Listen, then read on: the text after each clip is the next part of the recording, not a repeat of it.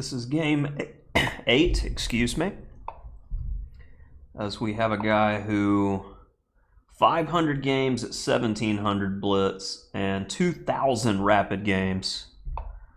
And so far so good. Solid opening for my opponent. We are doing ditto stuff. All right, now with D3, we're going to break symmetry and play D5, get a bit more space, because I'm not interested in playing copycat games. All right. C5 will lead to a colors reverse King's Indian defense, fianchetto variation with C3, and it could be useful. So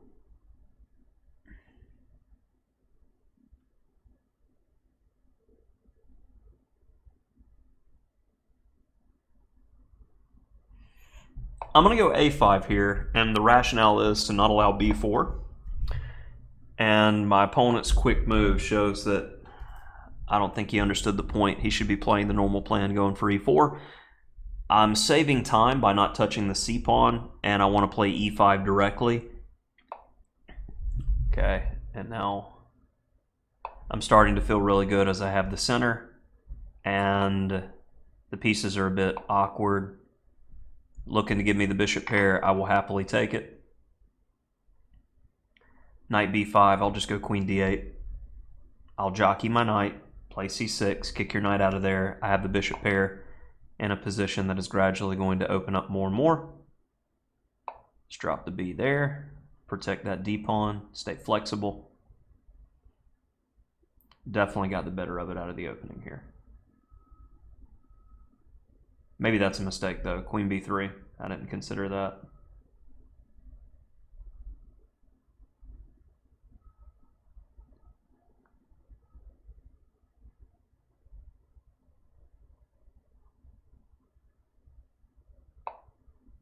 All right, he missed it.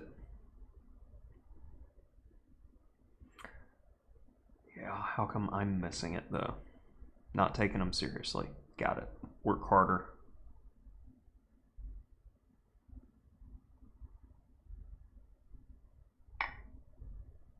We'll question.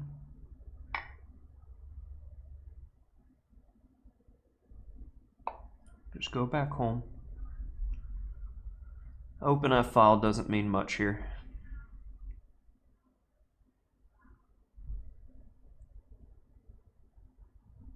Solidify the structure, keep his knights silly.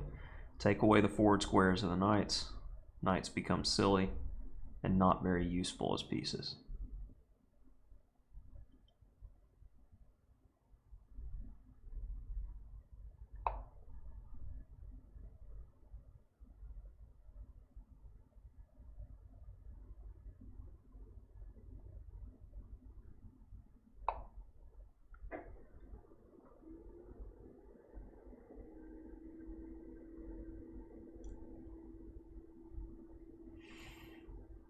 No hurry here. Knight d4, bishop d7, c6, knight f5.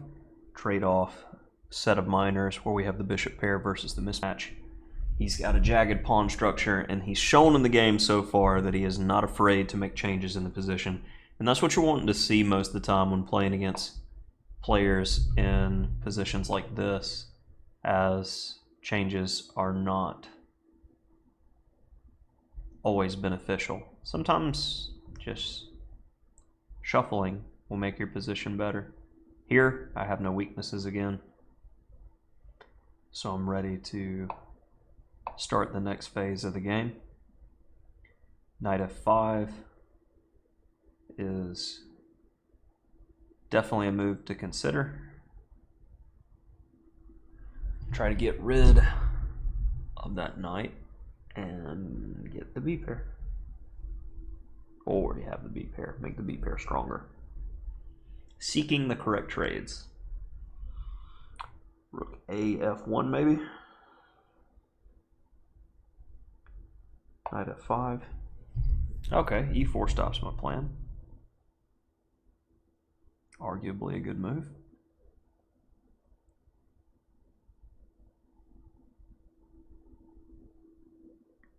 What do you take with? Take with a pawn, I don't mind seeing that. You do stop me from going there, but he's an ISO forever after that. Don't know if I can condone that. And if you go that way, you're leaving some weak squares that I can play against. And that pawn could be problematic quite quickly here. Knight takes f5, bishop takes f5, rook e3. Rook e3 looks like only.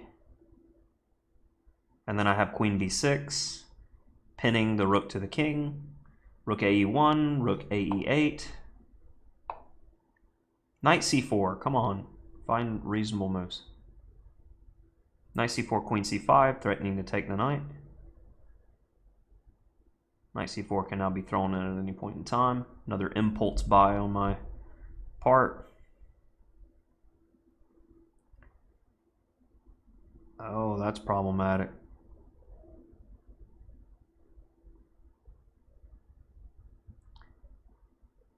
I'm gonna do that instead.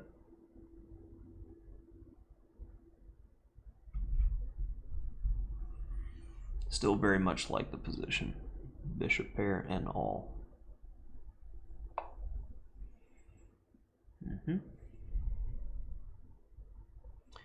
Bishop e6 is not recommended because of bishop takes g6. And actually I can get away with that here. Bishop e6 because of the pin on the rook. Knight c4 is not an issue, so I can take.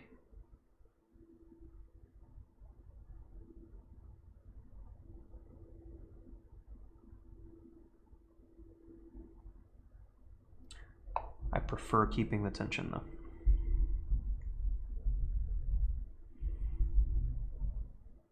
That type of idea.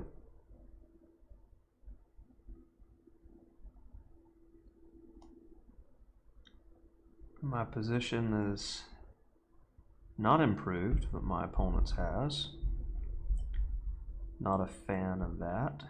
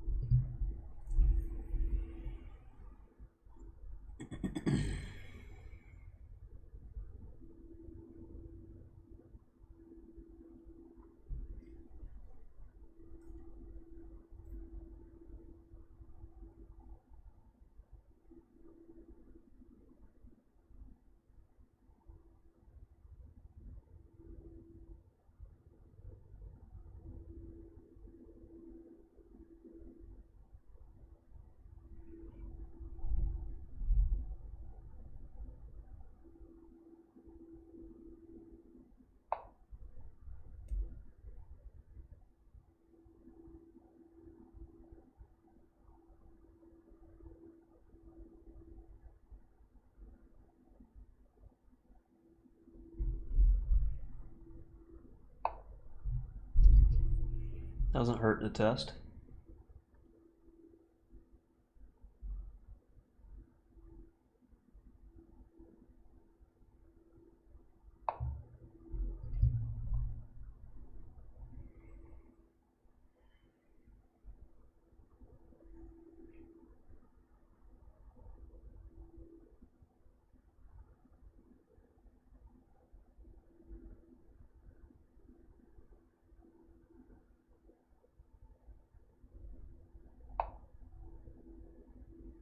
If the bishop was there, he would have takes. Since it's not, he doesn't. And his rooks are better than mine. So I would ideally like to get into a situation to where I can trade off at least one rook.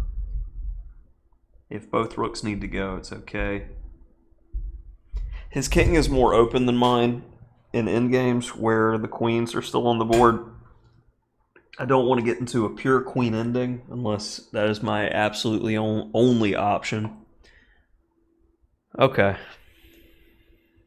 That helps.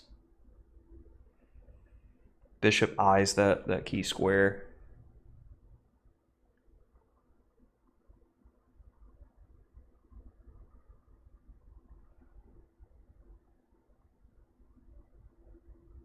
Rook knight e4, bishop d7, knight c5. Rook takes, queen takes, rook e8, queen f2, rook e1, queen e1, bishop c8, queen e8, king h7. I don't know. Knight on c5 looks good. I thought he would go knight e4 straight away, but... Okay, rook f8, knight e4, bishop f5. Knight f6, bishop takes f6. Rook takes e8, not good. Queen d7, knight e4, bishop f5. That's what I need to do. Control the e8 square. This also keeps an eye on d4, so if the c-pawn moves, I can take with check. Knight e4, bishop f5. Knight c5, bishop c2. Knight d7. Yeah, I don't have to take the queen. Knight e4, bishop f5, knight c5. And I could move.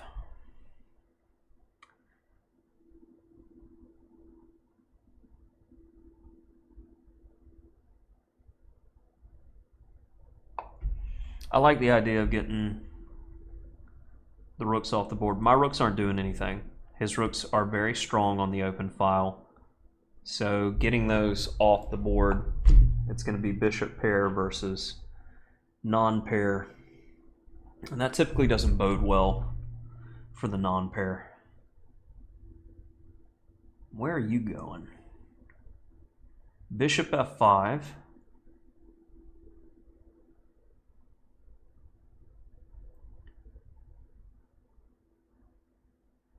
Rook takes, rook takes, rook takes, queen takes.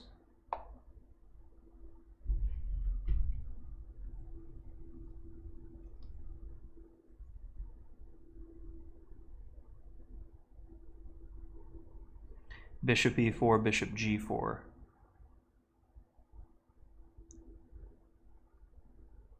And don't be afraid to trade pieces. I mean, notice, like, okay, trades, but makes a difference under what circumstances am I trying to trade. It benefits.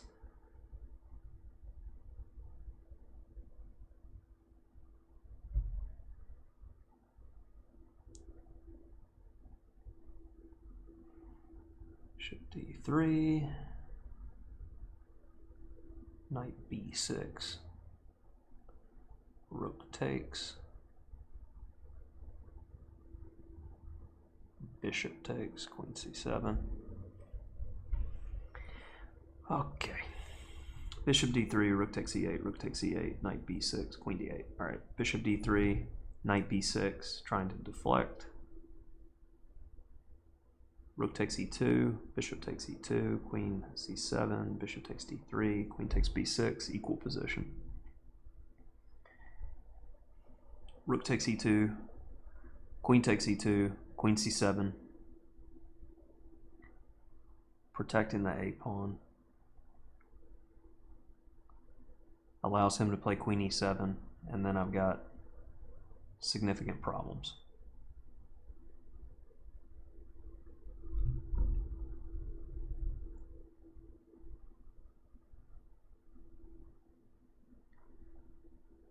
Bishop d3, rook takes, rook takes, rook takes, queen takes, knight takes, queen e1, king g2, queen f1 mate. That's one benefit of bishop d3. Bishop d3, knight e5.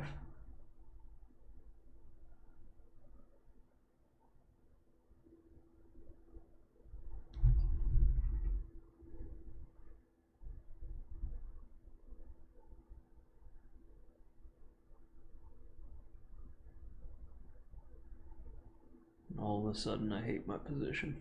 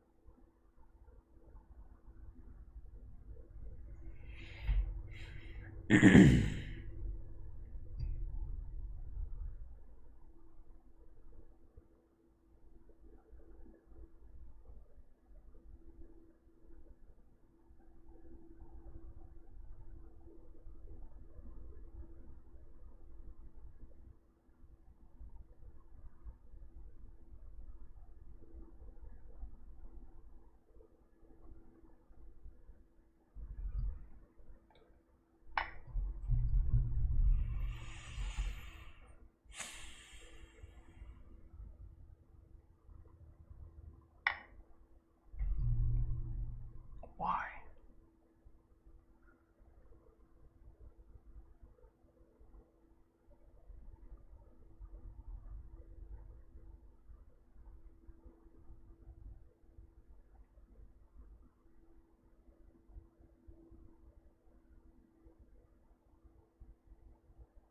Queen takes makes so much more sense in every way. Now bishop d3. Knight e5, bishop takes e2, knight takes d7, bishop takes f3, check, king g1, rook takes d7, where we've got the two bishops and a rook versus the queen. That looks like a fun position. Bishop d3, knight e5, bishop takes e2, knight takes d7, bishop takes f3, check, king g1, rook takes d7, and queen f2, bishop d5, c4, bishop e6. Yeah, I want to go for that. And if bishop d3, rook e3 or something,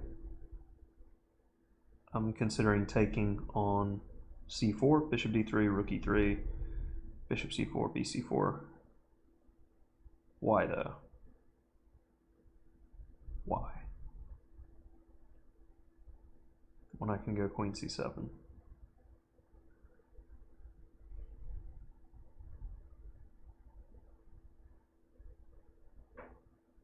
Bishop of opposite color.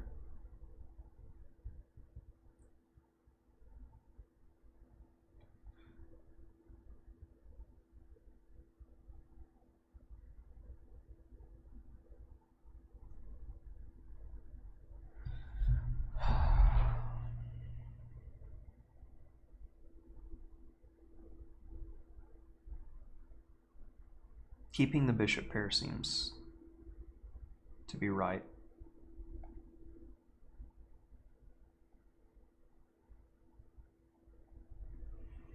But allowing knight e5 irks me.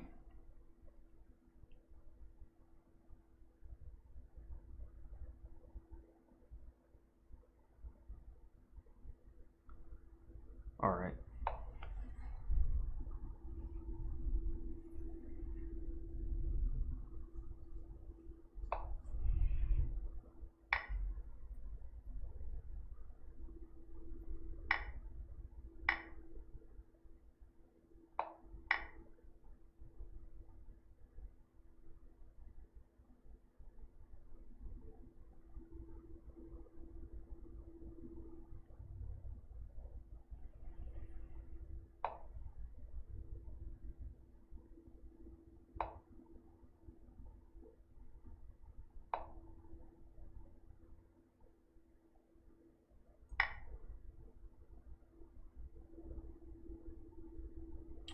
Really not satisfied with my play in that one. Played planlessly for many moves, giving up a pretty substantial advantage. This is just a mop-up job. The bishops are too good. King is safe.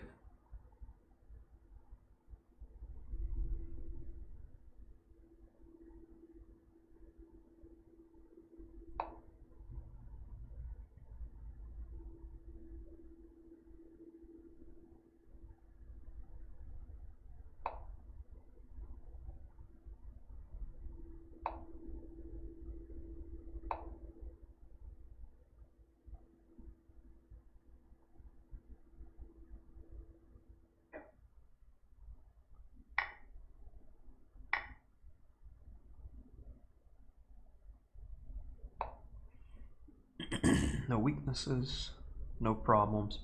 A queen can only be a queen when she has targets. And does she have targets here? No, the lady does not. I want my bishop on a better diagonal, where it's protecting the rook.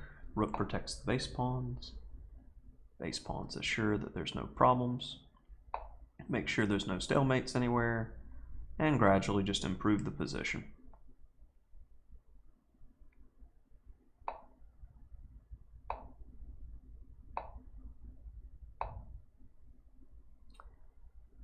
Now I don't have to worry about c4, fixed a weakness.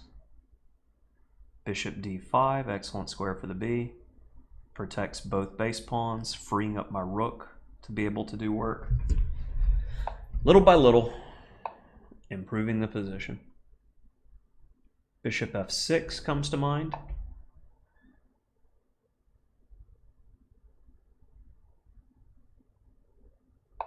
Keeps the king out and away from me.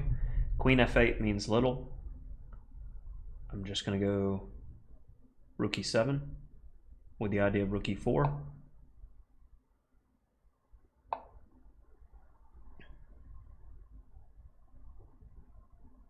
This is a really bad spot for the white king to be in. He can't run. And discoveries are going to be devastating, depending upon... Yeah, the queen can't even get to anywhere safe. So say like queen a8, rook e4, king f3, rook e8, with the discovered check winning the queen.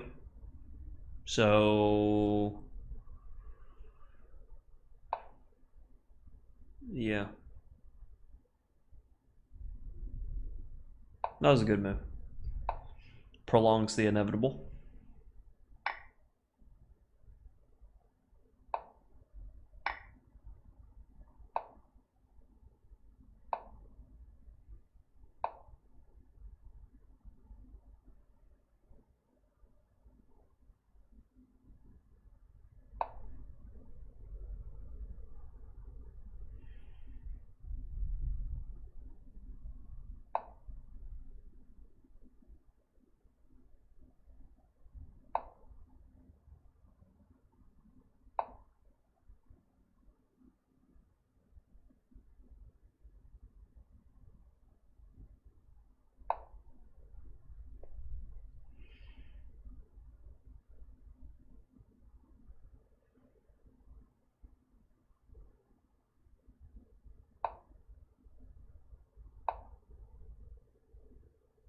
No.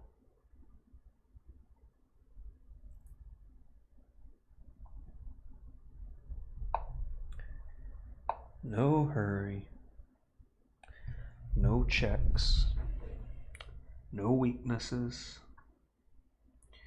King steps off the back rank. That happens.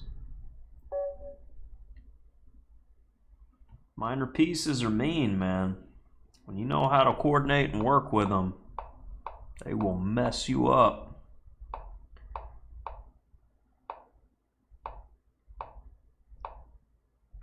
Okay, all this is beautiful.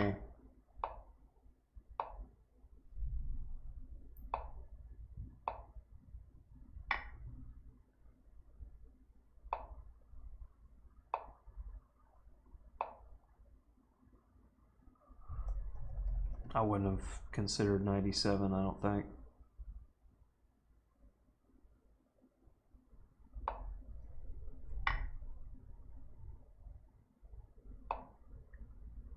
Consider this. Definite threats. Yeah. I feel like I have better than bishop d6. Just go queen d8. You can go bishop e6 on the next move. That definitely improves on my playing the game. And here, move the queen again.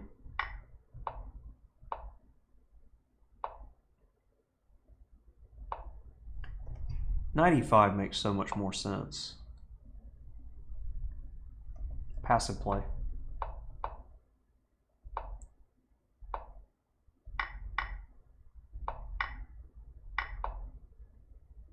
h5 with the idea of bishop h6. I like that. Queen b6 was a quick move. I missed knight c4 when I played it. Yeah, very mediocre. And then c5 makes a lot of sense. Just break open the position for the bishops. Easy. No why I was c5 again. Break open the position for the bishops. Common sense.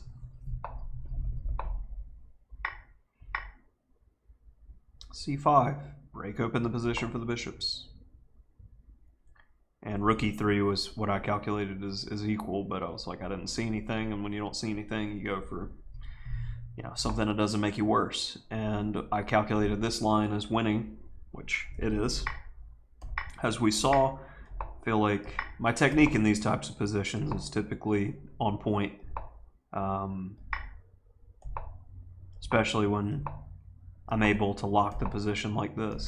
Just makes it effortless. Stop that. Optimize the bishop.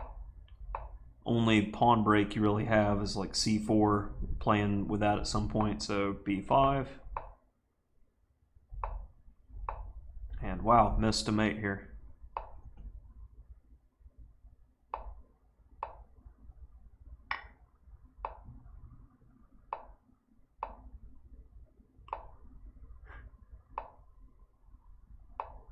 I think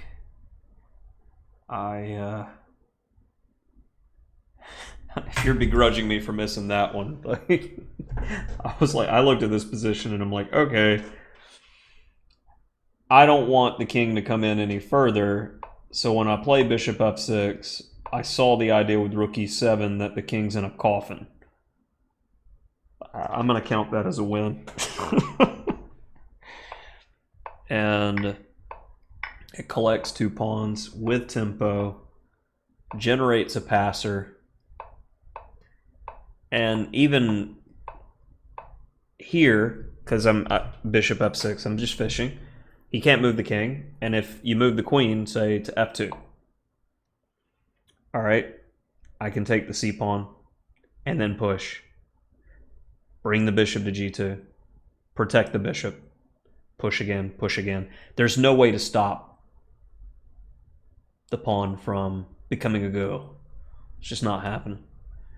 And as we saw in the main game after king d2, yeah, so we got our 8 games at this point in rapid chess, and this makes us eligible to play in tournaments. So I think the next time we do this, we will jump in and play some tournaments, as we have a reasonable rating of around 2100 in rapid at the moment. But I feel like we should be able to press and get higher. I got a goal in mind of 2350, seems like a good rating. And hopefully we start facing some serious competition and I can really analyze and show some ideas. I don't mind losing these types of games if I'm learning and showing where I'm weak in certain places. It's the reason for doing this type of training. I wanted longer games to do calculation, and that one there, I knew I was better, but couldn't have coherent thoughts. The more you practice with longer time controls, the more you'll find those types of spots. It's easy when you're calculating a tactic because you know something's there. It can be hard to find a clear plan when you're not seeing anything. So learned a little something in that game. Hopefully so did you. Thanks for joining in.